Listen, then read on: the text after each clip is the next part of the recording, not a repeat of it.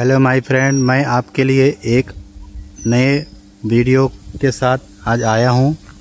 यहां आप देख सकते हैं एक DTR 63 kVA का लगा हुआ है, जो कि एच बीम पे लगा हुआ है। ये DTR ऑनलाइन DTR लगा हुआ है। लाइन ये हमारी चल रही है, इसके ठीक नीचे लगा हुआ है। इसका जम्पर हम पिन इंसुलेटर आप देख सकेंगे, पिन इंसुलेटर के ज़रिए करते हैं।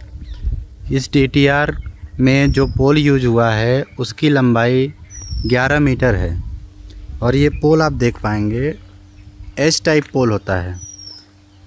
एच टाइप पोल एच बीम पोल बोला जाता है। DTR में सबसे ऊपर आप देखेंगे टॉप चैनल होता है, जिसे कहीं कहीं DC क्रॉस आर्म चैनल बोला जाता है। इसका साइज 100x50x6 mm होता है।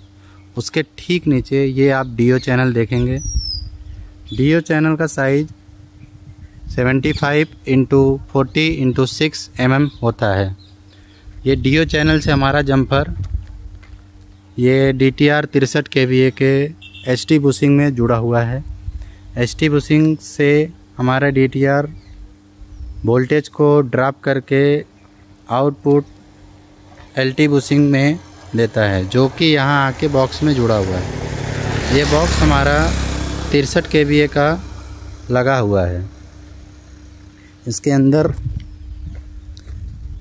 आपको दिखाने की कोशिश करूँगा।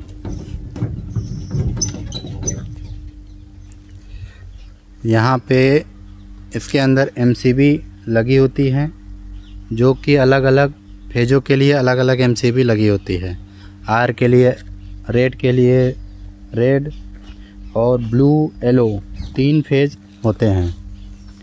ये देखेंगे आप ट्रांसफार्मर के नीचे ये जो बेस जिस पे ट्रांसफार्मर रखा गया है, इसकी साइज 100x50x6 mm होती है।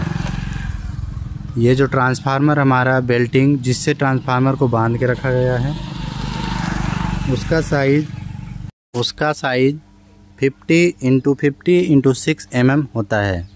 ये आप देखेंगे ट्रांसफार्मर के ऊपर कंजर्वेटर टैंक में ब्रीदर लगा हुआ है, जो कि ट्रांसफार्मर के मॉइस्चर को अवशोषित करता है। मॉइस्चर ट्रांसफार्मर के अंदर ना आए, इसलिए ब्रीदर लगाया जाता है। और आप देखेंगे ट्रांसफार्मर के उस पार्ट में देखेंगे, मैं आपको दिखा रहा हूँ नीचे से, ये 4 जो है ये रेडिएटर होते हैं, जो कि ऑयल को हमेशा ठंडा करते रहते हैं, उसका सर्कुलेशन बना रहता है। इस स्ट्रक्चर में आपको अर्थिंग दिखाना की कोशिश करता हूँ। अर्थिंग जो सबसे ऊपर हमारा LA लगा है, उससे एक अर्थिंग सेपरेट आके अर्थिंग पाइप में जुड़ता है। दूसरी अर्थिंग सेपरेट न्यूट्रल, जो कि ट्रांसफार्मर का अहम पार्ट है, वो आके हमारा एक अलग पाइप से जुड़ता है। ये देखेंगे आप, यहाँ पे अर्थिंग पाइप है जिसकी लंबाई 3 मीटर होती है।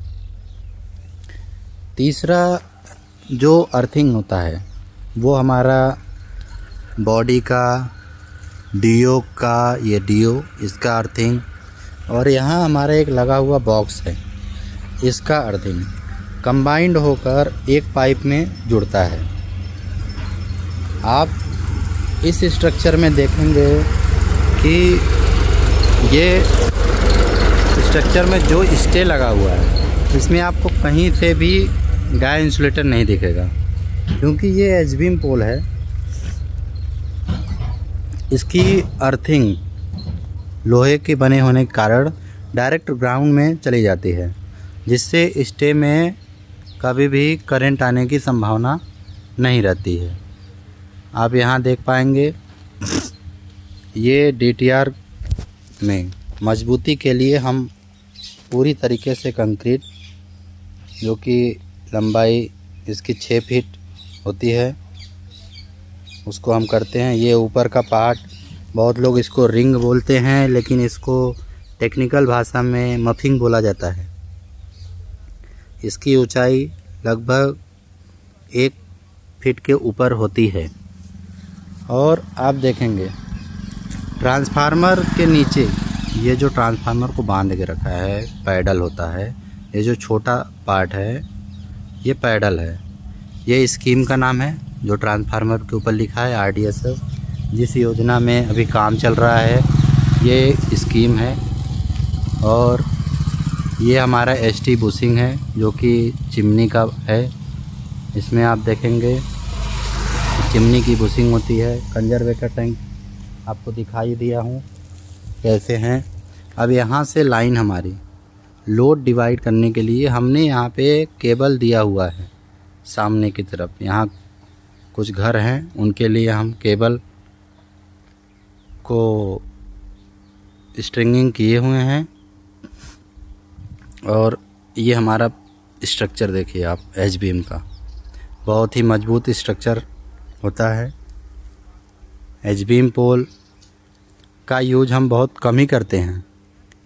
जहाँ हाइट ST लाइन की बढ़ाने की ज़रूरत होती है वहाँ पे हम एच बीम पोल का यूज करते हैं। स्टे के बारे में बता दें आपको फिर से। स्टे में ये आप देखिए सबसे ऊपर क्लैंप जो है वो स्टे क्लैंप है, उसके नीचे एल्बो है। एल्बो के बाद ये आप देखेंगे स्टे वायर है।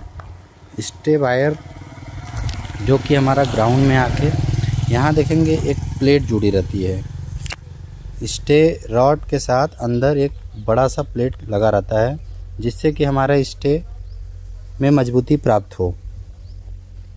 और इधर आपको दिखाने की कोशिश करेंगे, ये रॉबर्ट स्विच लगाया गया है जो कि टेम्परेरी व्यवस्था है।